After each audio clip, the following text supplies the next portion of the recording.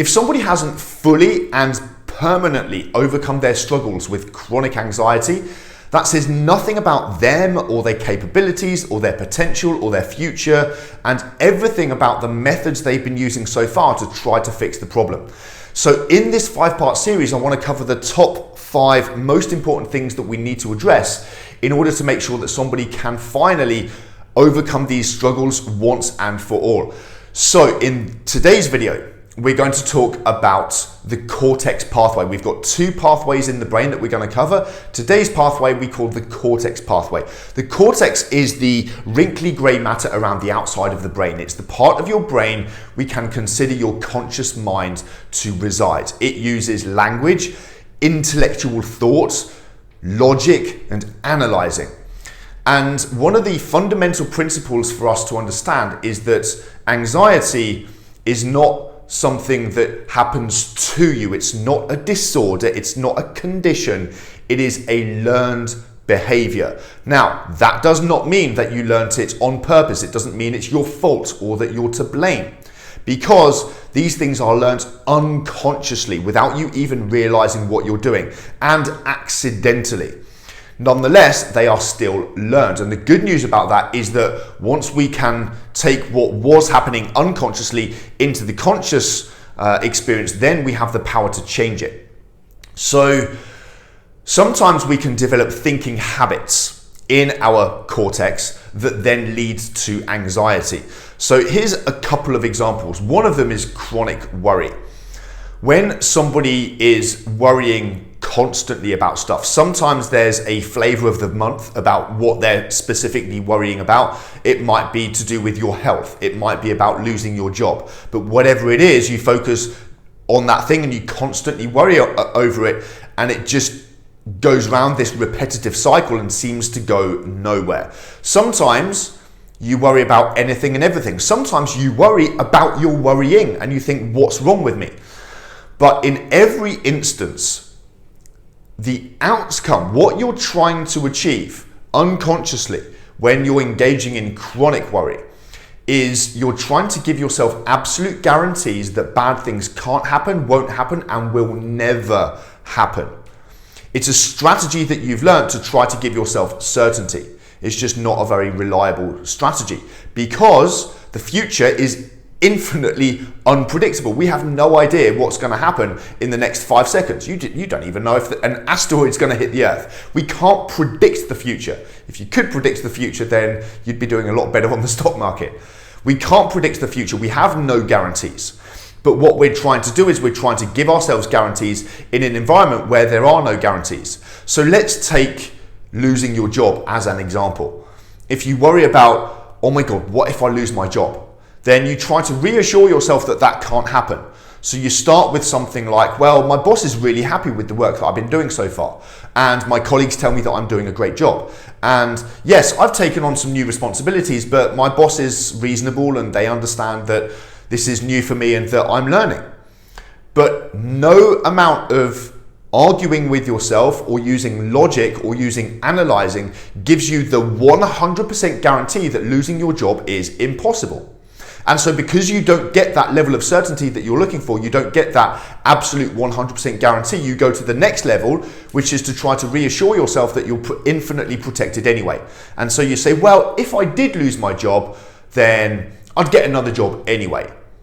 But then your brain can always win the argument in favor of the worry with the words, what if? This is the classic chronic worrier phrase or catchphrase, is what if. And you can tag what if onto the end of anything. What if gravity fails and we all float off into space? Well, that defies the laws of physics. Yeah, but what if it does? What if there's something in science that hasn't been discovered yet? You can always win with what if. And so your brain says, well, yeah, but what if I can't find another job? And so you keep arguing with yourself, you keep trying to force your worries into the background, and the harder you try, the worse it gets. That's one example of a thinking habit that then creates anxiety. Here's another one about an example of how we can learn these things unconsciously. Let's say that your boss comes in, hands you an extra piece of work. And so now you then start playing pictures in your mind. You start playing overwhelming pictures in your mind. You imagine all of the work that you've got to do that day. You imagine yourself not being able to complete everything that you've got to get done. Or you imagine yourself completing everything but to a poor quality standard. You imagine yourself getting home late at night and your spouse being upset with you. And then perhaps you start talking to yourself in a really destructive way. Maybe you say something like, it's all too much, I can't cope. But that voice has a certain quality and a certain intensity to it. It's like, it's got that kind of physiology behind the words. And then maybe you then start noticing the effects of adrenaline in your body, your heart rate increasing, your palms starting to sweat. And then maybe you attach a label to that. Instead of that meaning that you are doing stress, or instead of that meaning that you have a surge of energy in your body, now maybe you attach the meaning of, oh my God, I can't cope, I'm having a panic attack, here comes my anxiety again. And so you attach a meaning like that. Then maybe you start playing different types of pictures in your head. Maybe you start imagining yourself having a panic attack and you say to yourself, I really hope I don't have a panic attack. And you start imagining it and then thinking, what if other people notice? What if my boss recognizes that I can't cope and fires me? And so now you start playing these kinds of predictions in the future, and then you start looking for the evidence of the panic attack inside your body. And you imagine, I really hope I don't have a panic attack. Is it there yet? I really hope I don't have a panic attack. Is it there yet? You keep going back and forth until you have a panic attack. Right? Now, I've just described, 6 or 7 steps in a sequence. The boss hands you a piece of work. That's information coming into you from the outside world. Then you go internal. You start playing pictures. You start playing scary pictures. Then you talk to yourself. Then you notice a physical feeling. Then you interpret that feeling. Then you play more pictures in your mind about what that means and what might happen as a result. Then you go checking for symptoms in your body, and so on and so on and so on. Now, for the majority of people, they're not even aware of each of these steps. They're just trying to cope. They're just trying to survive. They're just trying to get to the next minute of the day. But what happens is that if we repeat this pattern a number of times, eventually this becomes what we call a neural pathway, which is like a sequence of nerve messages in your nervous system, and that speeds up with repeated use. It's a skill. This is one of the reasons why we say that anxiety is a learned behavior. It's a skill. It's not a very useful skill, but it's a skill nonetheless. And just like any skill, when you repeat it over and over and over again, it becomes faster and faster and faster. It becomes a habit. And eventually it gets so fast that it goes from step 1 to step 7 in a heartbeat. It goes from your boss handing you a piece of work to, oh my God, I'm having a panic attack. Where did this come from? It came out of nowhere. I don't know where these feelings come from. They just keep descending upon me. It doesn't keep descending upon you. There is a strategy to it. It's just a strategy that you have learnt unconsciously without even realizing what you're doing. So these are 2 examples of Cortex pathway habits. So the using thinking, using analysis, using that type of thinking process in your cortex to figure out how to deal with your environment.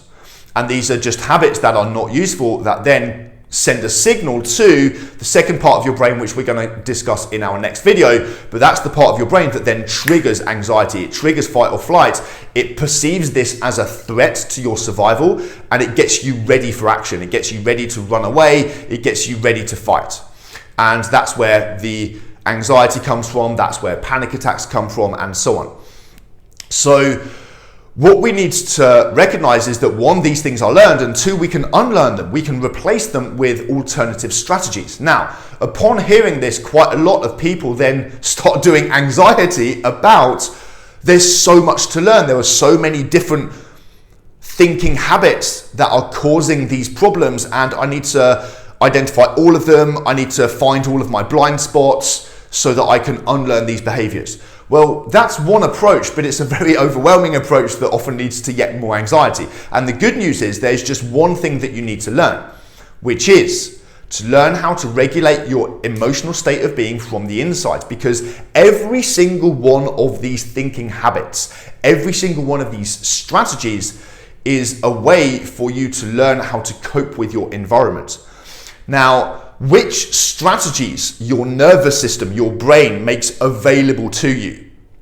Whether it goes to the chronic worry strategy or whether it goes to the strategic thinking strategy. Whichever strategy it has access to, it offers you on a plate as a viable option depends on your internal state of being. For example, you know what it's like when you go to bed and you've got this problem that seems completely insurmountable. You have a good night's sleep, you wake up refreshed, you have your morning coffee, and all of a sudden you think, you know what, I've got this handled. Of course I can figure this out. Nothing has changed in the environment. It's exactly the same situation, but now all of a sudden new options light up within your nervous system because of the state that you are in. So this is the quick fire antidote to all of these things, is to learn to master your internal state of being from the inside. Unfortunately, most people have learnt to live their lives from the outside in. They try to fix the problem. They try to change their life conditions. They hope that the people in their lives are going to change before they then give themselves permission to feel good on the inside. And we need to flip this on its head. Once you go to your internal state of being first and foremost, new options light up within your nervous system. You become infinitely more resourceful, more tenacious. You take things in your stride. Things don't get to you, but also very quickly your outside world starts to catch up to match your internal world. And now that your brain has much more effective strategies for dealing with life, it rapidly overwrites the old software. Your brain no longer goes to chronic worry. It no longer goes to catastrophizing and predicting negative outcomes because it's got infinitely more effective strategies that make you feel better and give you better results and make you happy and make you successful. So the solution to all of these things is the same, is to go to your internal state of being first.